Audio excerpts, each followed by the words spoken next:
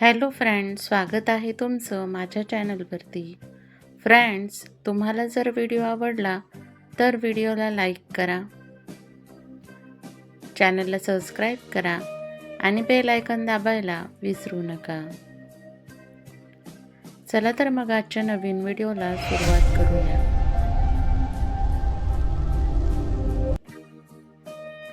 आई सप्तशृंगीची महिमा. नाशिकची आई सप्तशृंगी देवी यांच्याबद्दल संपूर्ण सखोल आणि प्रेरणादायी माहिती खाली दिलेली आहे. हे वर्णन तुम्हाला तिच्या इतिहासापासून ते महत्त्व, वास्तू, दर्शन आणि श्रद्धा पद्धतीपर्यंत सर्व काही एकाच ठिकाणी मिळेल. नाशिकची आई सप्तशृंगी देवी यांची संपूर्ण माहिती. परिचय. नाशिक जिल्ह्यातील वणी येथे सप्तशृंगी नावाच्या 7 डोंगर रांगांच्या कुशीत देवीचे पवित्र स्थान आहे. सप्तशृंगी देवी ही नाशिकची ग्रामदेवता, नवशक्तींपैकी एक आणि महाराष्ट्रातील सर्वात प्राचीन शक्तिपीठांपैकी एक आहे. तिच्या डोंगरावरील देवी स्वरूपाकडे पाहून भक्त म्हणतात, नाशिकची खरी आई म्हणजे सप्तशृंगी माताच आहे. देवीचा इतिहास व पौराणिक कथेनुसार देवीची उत्पत्ती. पुराणानुसार महिषासूरचा वध करण्यासाठी विविध देवतांनी आपापली शक्ती एकत्र करून ज्या देवीची निर्मिती केली ती म्हणजे महिषासूरमर्दिनी, म्हणजेच आपली सप्तशृंगी माता. सप्तशृंगी हे नाव का? देवी ज्या पर्वतावर विराजमान आहे त्या परिसरात 7 शिखरे म्हणजेच सप्तशृंग आहेत, म्हणून देवीला सप्तशृंगी माता म्हटले जाते. महाभारत व रामायणातील संदर्भ. पंचवटीत वनवास काळात राम, लक्ष्मण, सीता यांनी या देवस्थानाला नमस्कार केला असल्याचे मानले जाते. पांडवांनी आपल्या अज्ञातवास काळात येथे तपस्या केल्याचा देखील उल्लेख आहे. देवीचे मूळ स्वरूप हे 18 हातांची अद्भुत मूर्ती. देवी अष्टादश भुजामूर्ती 18 हातांच्या स्वरूपात आहे. प्रत्येक हातात वेगवेगळे अस्त्र आहे. त्रिशूळ, गदा, धनुष्य, बाण, चक्र, पाश, खड्ग, ढाल इत्यादी. मूर्तीचे खास वैशिष्ट्य म्हणजे मूर्ती स्वयंभू म्हणजे नैसर्गिकपणे निर्माण झालेली आहे. देवीची उंची सुमारे 10 फूट आहे. तिचे नेत्र अत्यंत जिवंत आणि करुणामय भासतात. संपूर्ण शरीरावर सिंदूरचा गेरू लावलेला असतो. देवीच्या मागे सुंदर प्रभामंडळ आहे. मंदिर व परिसरात मंदिराची उंची देवस्थान समुद्र सपाटीपासून अंदाजे 4500 फूट उंचीवर आहे. पायऱ्या व घाटमार्ग. जुन्या काळी 501 पायऱ्या चढूनच दर्शन मिळत असे. आता रोपवे किंवा केबल कार सेवा देखील उपलब्ध आहेत. डोंगररांग. संपूर्ण परिसर अत्यंत नैसर्गिक, हिरवा परिसर आणि दिव्य ऊर्जेने परिपूर्ण वाटतो. पावसाळ्यात डोंगरांवर धबधबे आणि ढगांचे दृश्य भक्तांना अगदी मोहित करतात. पूजा, विधी आणि जत्रा. नवत्रसमध्ये सप्तशृंगी देवीच्या मंदिरात सर्वात मोठी जत्रा नवरात्रात भरते.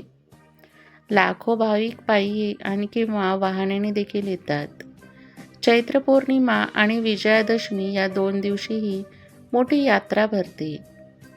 देवीची पालखी सोहळा अत्यंत भक्तिपूर्वक होतो.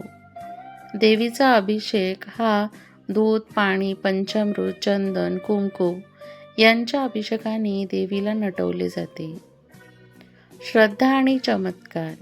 सप्तशृंगी मातेला मनोकामना पूर्ण करणारी देवी मानले जाते. लग्नातील अडथळे, संतती सुख, आरोग्य, मानसिक शांती, गृहकलह, नशिबाचे पक्ष बलवान होण्यासाठी अनेक भक्त तिची आराधना करतात. विशेष म्हणजे संकटातून बाहेर काढणारी आई अशी तिची ओळख आहे. इथे आपल्याला जाण्यासाठी पहिले वणी, तालुका नाशिक जिल्ह्यामध्ये जावं लागतं. नाशिक शहरातून वणीवरून सप्तशृंगीमधून गड, बस किंवा खाजगी वाहनं, टॅक्सी, रोपवे सर्व उपलब्ध आहे. नाशिक ते वणी हे अंतर साधारण 60 ते 70 किलोमीटर आहे.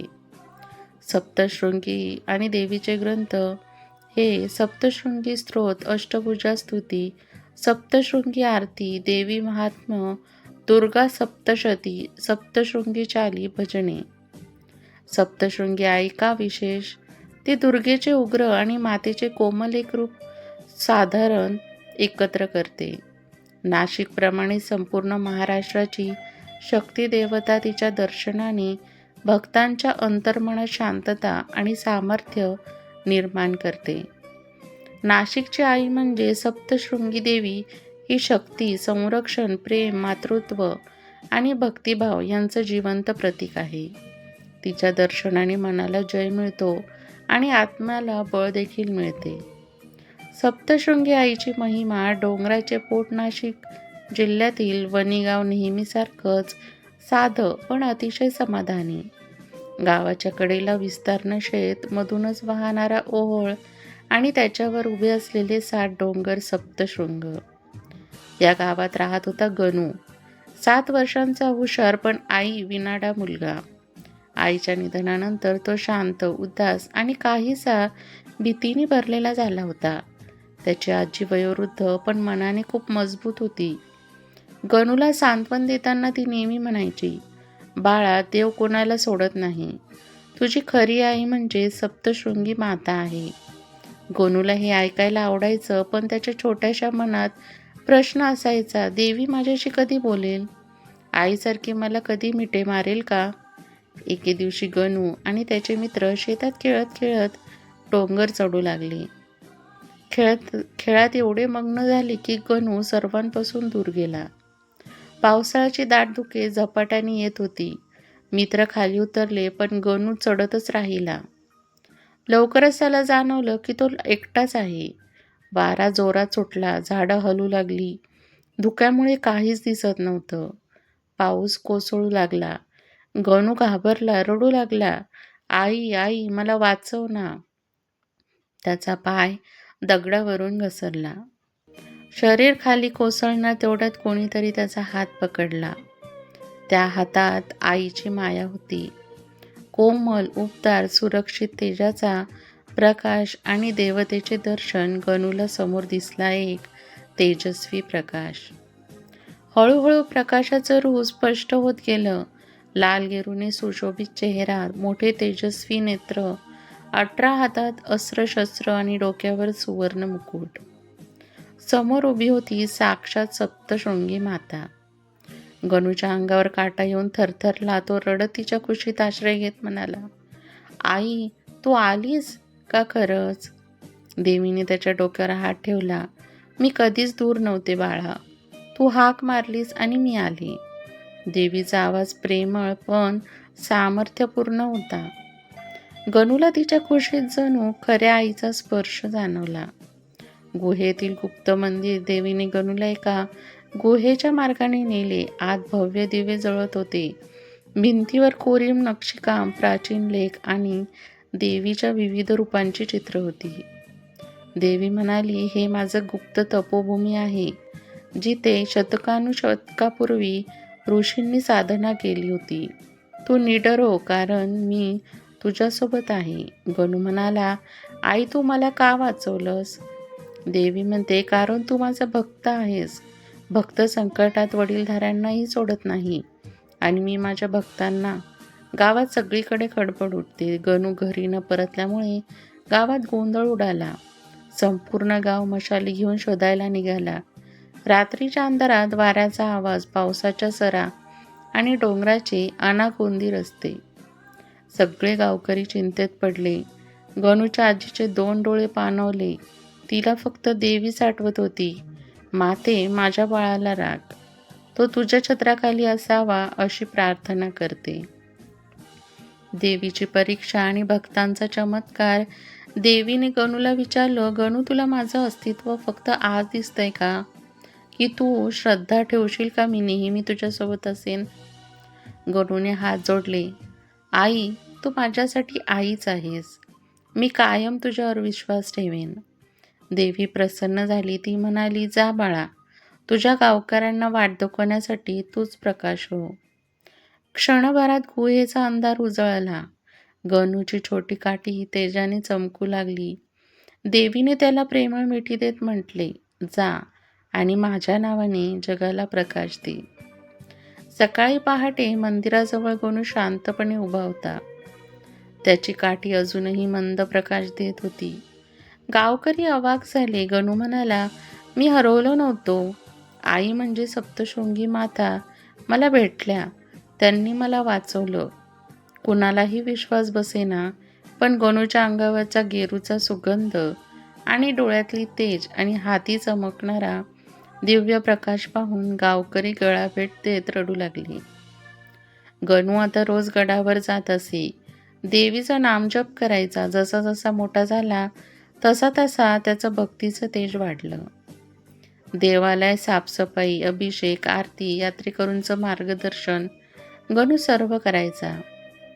काही वर्षानंतर गडावरील प्रमुख पुजारी निधन पावले. गावातील ज्येष्ठांनी एकमताने सांगितलं, देवीने ज्याला स्वतः हात धरला तोच तिची सेवा करेल. आणि गणू सप्तशृंगी गडाचा मुख्य पुजारी बनला. देवतेची कथा जगभर पसरते. गणू आता भक्तांना देवीचे चमत्कार, तिची माया, तिची शिकवण सांगू लागला. लोक दूरदूरून त्याच्याकडे समाधानाने येऊन परत जायचे. एकदा एक निष्कपट प्रश्न विचारणारा भक्त आला, गणू पुजारी, देवी खरोखर दिसते का? गणू स्मित हास्य करत म्हणाला, देवी दिसणं हे नशीबच नव्हे, श्रद्धेचं फळ आहे. जे मन मोकळं ठेवतात त्यांनाच तिची माया जाणवते. गणूची अंतिम भेट वर्ष सरत गेली. गणू वृद्ध झाला, पण मनाने तो लहान मुलांसारखाच भक्त होता. एके रात्री नवरात्रीच्या 5व्या दिवशी मंदिरात दिवे लुकलुकत होते. गणू आरती संपवून बसला तेव्हा अचानक मंदिरात एक दिव्य प्रकाश पसरला. समोर तीच माता. देवी म्हणाली, गणू, तू माझं प्रेम जगभर पोहोचवलंस. आता माझ्याकडे येशील का? गणू आनंदाने डोळे मिटत म्हणाला, आई, मी तर त्या दिवसापासूनच तुझाच होतो. आणि देवीच्या तेजात विलीन झाला. गणूचं शरीर मंदिरात शांतपणे बसलेल्या स्थितीत सापडलं. चेहऱ्यावर समाधान आणि ओठांवर शेवटची ओळ, आई सप्तशृंगी, माझ्या अंतरी विठ्ठली.